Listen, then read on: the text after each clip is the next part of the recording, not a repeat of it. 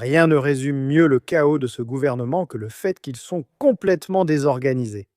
Un instant, ils parlent de Keir Starmer et des accords commerciaux. Ce que, bien sûr, nous ne pouvons faire que parce que nous ne sommes pas dans l'UE, donc c'est grâce au Brexit. Et puis, d'un autre côté, vous avez le vice-premier ministre David Lammy qui suggère que le Royaume-Uni bénéficierait de réintégrer l'union douanière de l'UE, ou bien sûr, vous déléguez alors votre politique commerciale à l'Union européenne. Cette confusion avec le Parti travailliste a continué.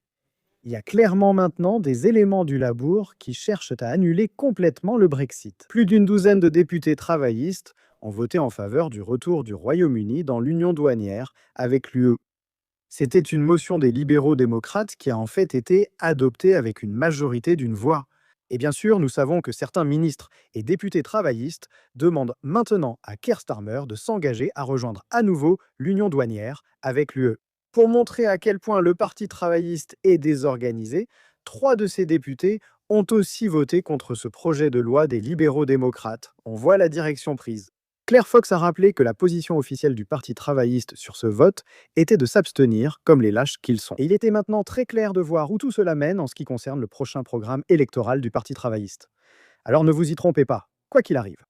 Vous savez, il y a des partisans du maintien très intransigeants, bien sûr, au plus haut niveau du gouvernement, y compris bien sûr Keir Starmer lui-même. Ils pensent évidemment qu'ils sont très malins de le faire petit à petit, en essayant d'annuler le Brexit. Je soupçonne qu'ils vont se prendre une véritable raclée aux prochaines élections générales, lorsque les électeurs vont se rendre compte de ce qui se passe réellement ici. De nombreux députés travaillistes risquent de perdre leur siège au profit de Reform UK aux prochaines élections.